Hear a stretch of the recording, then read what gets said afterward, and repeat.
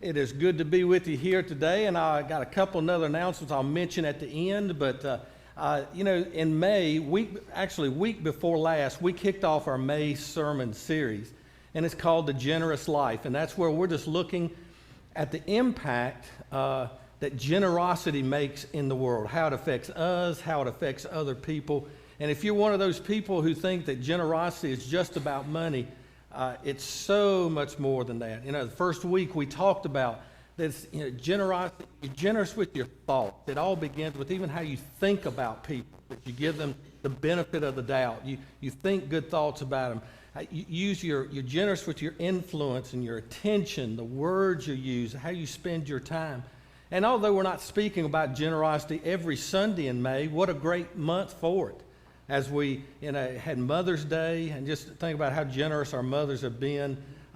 Last week, we'll have Memorial Day coming up at the end of the month, and we do have that plan to do outside, and we're sure that's a drought buster right there. Every time we plan an outdoor, so we know it's going to rain. But that's the plan. If it is raining, we'll be back in here. But what a great month to be talking about this. Generosity is really taking your whole life and looking at God, turning to God, and just saying, Lord, take my life. Use it every way you can to bless other people, to bless you. And it's our firm belief that God has called us to partner with Him in His kingdom, to carry on His kingdom work. And to do that, it's impossible to partner with God and continue on His work without having a generous heart, a generous soul, spirit to go with that. So that's why it's so important for us to talk about it. We talked about it the first week. The first step to a generous life, or the generous life, is to be aware. To be aware of the opportunities for generosity all around us, to be aware that we need to be aware of the places we're coming up short, all of those things. And we had that one assignment for that week. Simply just start every day with, Lord, please open my eyes to opportunities today. That simple prayer, just to do those things. The second step is what we deal with today, is we're talking about activating or becoming active in our generosity. You see, the desire to be generous is the first step. I mean, it's so important to have a desire to have a generous life, but it can't stop there. It's critical, but it must move to action. It must be active. For instance, if you want to do something about your health, if you get on the scales and say, I need to lose some weight. I got to do something. Or you look in the mirror and go, something's got to change. It inspires you to change. That is wonderful. That is great. But you have to do something after that. It's got to move you to something. I got so tickled this week. Janice had shown me somebody had put a little thing on Facebook. So funny. Said I just burned 2,000 calories. I burned a pan of brownies when I took a nap. I thought that was so good. But anything in life, if we're going to try to get in better shape or whatever, if we're going to try to attack our financial problems or some problems in the family or at work, you have to move from desire to action, doing those things. Desire to action. The generous life is no different. That we move from a desire for that to actually do something. Now, you may want to get your pen ready. This is going to be one of those statements where you say, Greg, how does he do it? How is this man so wise among us? This would be worth you coming here today for. This is it. Generous people do generous things. Wow. But I'm being facetious there a little bit, but that's it, isn't it? Generous people do generous things. If we want to be a generous person, then we have to do generous things. It's that simple. So, your question becomes, what am I doing to be a generous person? What am I going to do today? What changes am I make? And you may not have bought into this whole thing of the generous life. I understand. You may not be quite stepped over that line yet and said, yeah, I'm full in. But I know every one of us have bought into the idea that I want a happy life, a joyful life, a purposeful life, and generosity, living a life of generosity, makes that happen. When we move from desire to active in our generosity, amazing things begin to happen. We start seeing opportunities all around us that we didn't see before. See if this isn't true of you. You buy a new car or a new car to you, and you notice going down the road that everybody else bought one just like yours. You notice that? That when you get a car, you start seeing your car everywhere else. There's actually a scientific term for that. The word is about that long, but they shortened it down to be called frequency illusion. It's a real term, frequency illusion. In other words, not everybody bought a car like yours, but now that car is on your mind, it's in your life, you've invested something into it, that's what you see now. You see those things, and it's an innocent thing for the most part, but that's what happens to it, frequency illusion. And how cool is that once we start looking and seeing these things, that the mind begins to work with us. The Holy Spirit is working through us. Our prayers even work through those things, that we start seeing those things. It's so simple, isn't it? Then why is it hard to be consistently generous? Why is it hard to be consistently generous? We're going to look at an event in Jesus' life. It's very popular, that I feel like most of you have read a number of times. It's found in 3 different places in the Gospels, Matthew, Luke, and John. But we're going to look at the story in Matthew chapter 14. So if you want to turn there, we're going to stay right there the whole time. Matthew 14, and we're going to start with verse 13. It says this: when Jesus heard what had happened, and I'll stop right there. When it says we had heard what happened, if you back up and look at the context, he's heard that John the Baptist has been executed. John the Baptist is dead, and it rocks his world. He said, he says, I need to withdraw. He says, when he'd heard what happened, he withdrew by boat privately to a solitary place. Hearing of this, the crowds followed him on foot from the towns. When Jesus landed and saw a large crowd, he had compassion on them and healed their sick. And it's the same thing with Jesus. He sees the benefit of getting away, but when he sees the needs of the people, he's always there for them. So this is what happens again. Continue on verse 15. As evening approached, the disciples came to him and said, "This is a remote place, and it's already getting late. Send the crowds away so that they can go to the villages and buy themselves some food." Crowds are interesting to me. Crowds are interesting things. If you're in the people business, like a church, you want crowds. The more people means the more people are hearing. The more people are here, the more opportunities they have to get plugged in and to be able to serve and all those things. So crowds are a desirable thing. But crowds can pose their problems in themselves. And we've just seen in the news this week some terrible things that happened in large crowds of people, some shootings and things like that. I've always been very comfortable in crowds. The way I look at it, if I get in a crowd, go to a ball game or a race or something, that's sermon research right there. I'm going to get a sermon illustration if I get in a crowd of people. So I've been comfortable with those things. But only time I can remember this ever happening to me that I said this was years ago, and it was back when we were doing Night of Lights and Trunk or Treat at the same time. And it was one of the nights, the crowd just exploded, more people came. And I stood in that parking lot. I was by myself. And the Trunk or Treat line was from the parking lot back and across into the pine trees back there. And I said out loud to no one but God, I said, "We can't do this." I said, "We can't pull this off." Well, we did. We pulled it off. It worked. But we said, we're not doing Trunk or Treat on the same night as Night of Lights anymore. Crowds can cause their own problems. They can be scary at times. And that's what we see happening here.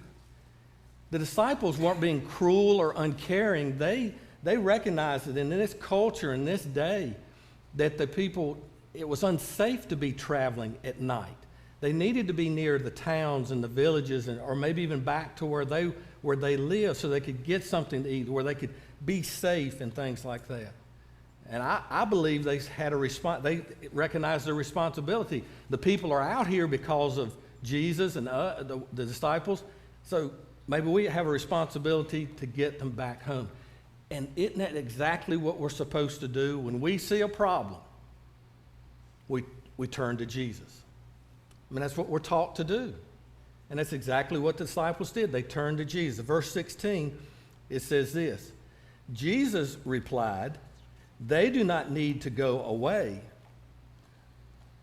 You give them something to eat." So Jesus turns it right back around to them. This would have been confusing to them. They wouldn't have been looking for this answer. But he turns it right back to them. Verse 17, they react the way we would. They say, we have here only 5 loaves of bread and 2 fish, they answered. And we know from that time that a loaf of bread, what they talk about, was probably a piece of bread, almost like a muffin, that would have been the size of your hand. So he had like 5 slices of bread, probably a good way to think about it. Have you ever been there before? That you see a need. It's right before you. You know that God would want you to do something about it. And you're not saying, I will not do anything about it, but you say, I can't do anything about it. That's what comes to our mind, is when we see a need, I can't do that. And it's either because I don't have the time or the money or the knowledge or whatever, and we find what we can't do about it instead of what we can. And it always comes down, if you think about any excuse that we make at those times or reasons, it's because we don't think we have enough. Enough time, money, resources, whatever it be. Could it be that we see our limitations and that's what stops our desire from moving to action? That we focus on our limitations instead of what we need to do. Verse 18 says this. Jesus doesn't accept their answer. He says, bring them here to me, he said. Bring those pieces of bread and these fish to them. These 5 loaves of bread and 2 fish. And the disciples weren't wrong in their assessment. They looked and saw what we do have and how many people are here. And they made the right calculation. This is not enough. But they made a terrible mistake by looking at limitations instead of looking to the Lord. And the Lord was right beside them. And they didn't look at him for that. Look at what happens, verse 19. And he directed the people to sit down on the grass. Taking the 5 loaves and the 2 fish, and looking up to heaven, he gave thanks and broke the loaves. Then he gave them to the disciples, and the disciples gave them to the people. Verse 20, they all ate and were satisfied. And the disciples picked up 12 basketfuls of broken pieces that were left over. The number of those who ate was about 5,000 men, besides women and children. Something miraculous happens. We recognize it's a miracle at what takes place. Jesus does what the disciples could never do. But he waited until they did what they could. That they brought the bread and the fish to him. And it just raises in my heart and in my mind, is it possible that Jesus is waiting to do amazing things with us, waiting to take our limited resources and multiply them to greater things? Is it possible he's waiting on us to take that first step? Where did the 5 pieces of bread and fish come from? we're told in, I think it's Luke, they were told that it was a little boy who had a lunch, and that's what it would have been. That he had these 5 loaves and 2 fishes. Now, it doesn't tell us how they came in possession of it, but I have a real hard time seeing a disciple walk by and see the little boy's lunch and say, "Give me that." I have a hard time with that. But I could think that they could see that bread, that fish, and say, "Could we use that?" Or that the little boy said, "I've got these. I'm willing to share." That he could do those things that way. St. Augustine said, "Without God, we cannot. Without us, God will not." Now, I know that doesn't apply to everything in God's makeup, but when you're talking about the generosity here, another person put it this way. He says, if we take what we have plus who God is equals enough. If we take what we have plus who God is equals enough. Can it really be that simple? Can it really be that simple? I'd say ask the little boy that gave up the 5 pieces of bread and 2 fish, if it's that simple. Can you imagine his life from that day forward? Now, whether his parents were with him there in that crowd or they had packed a lunch for him and let him go, but you know from then on the story was, "Let me tell you what he did with my lunch." Don't try to tell that little boy that generosity doesn't change lives. A Stony Brook University School of Medicine study shows that practicing generosity lowers our blood pressure, lessens our anxiety and depression, reduces cardiovascular risk, and increases our overall happiness.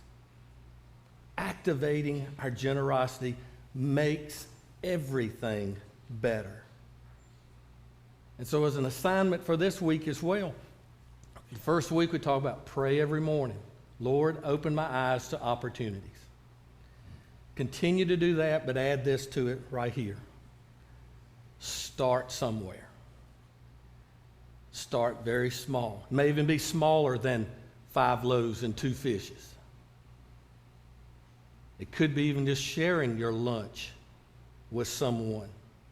Whatever it is, start doing something. I want to go back and just read one verse over again, verse 20. It says, "They all ate and were satisfied. And the disciples picked up 12 basketfuls of broken pieces that were left over." They all ate and were satisfied. And they picked up 12 basketfuls of leftovers. Sounds like a Macedonian meal to me. But don't read over that so quick. He satisfied a whole crowd. It says 5,000, that they fed 5,000 men. Sorry, ladies, children. That's just the way they counted to that day. But scholars believe it was at least double that, probably triple that in number. And they were all satisfied.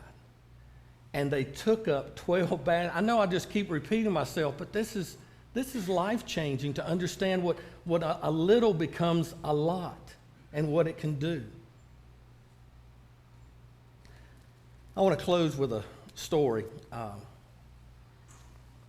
I was 18, and my mom and dad split up. Now, when I say split up, it wasn't they came and had a talk with me and said, "Your dad and I are getting divorced." When I say split up, it was one day we have a house to live in, the next day, that night, we do not.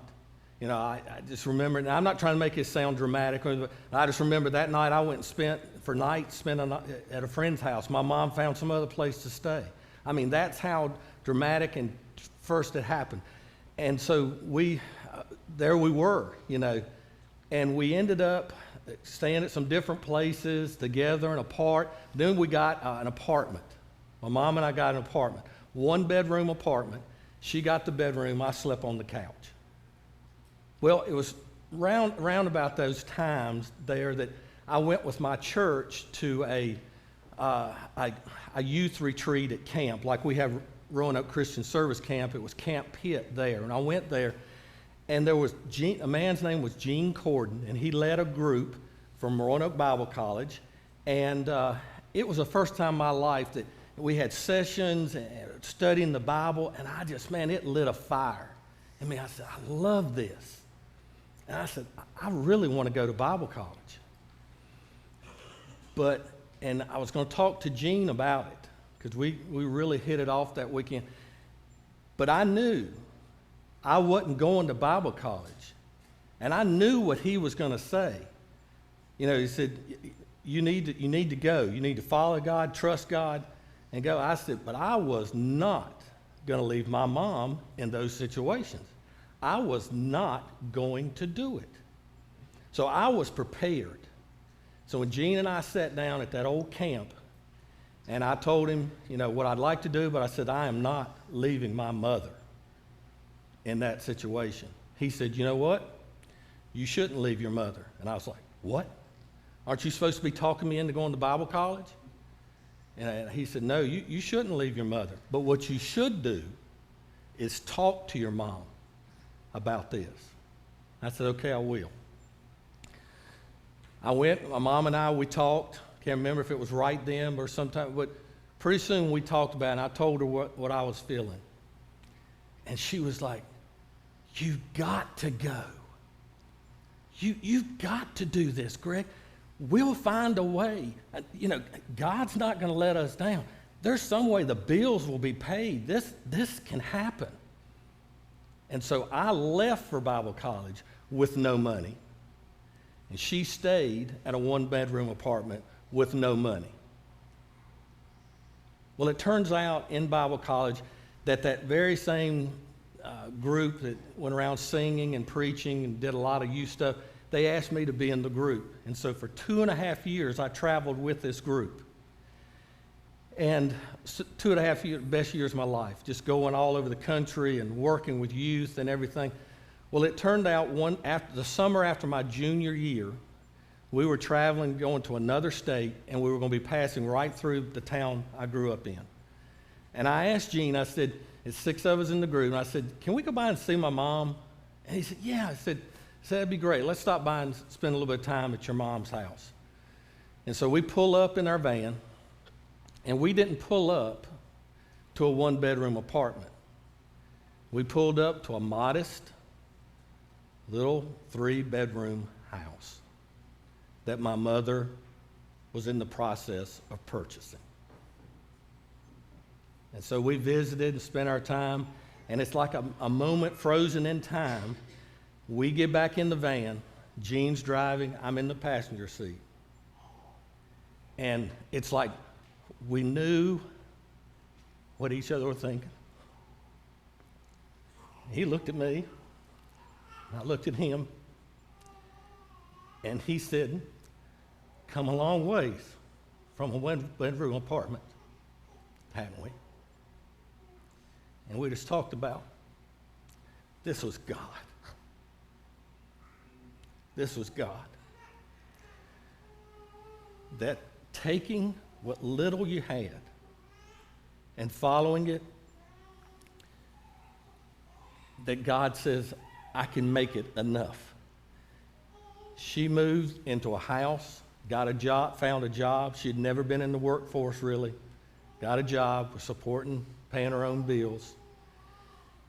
I went off to college with no money, graduated 4 years later, didn't owe a penny to anyone. Don't tell God you don't have enough. Don't tell God it's not enough. He will show you what he can do.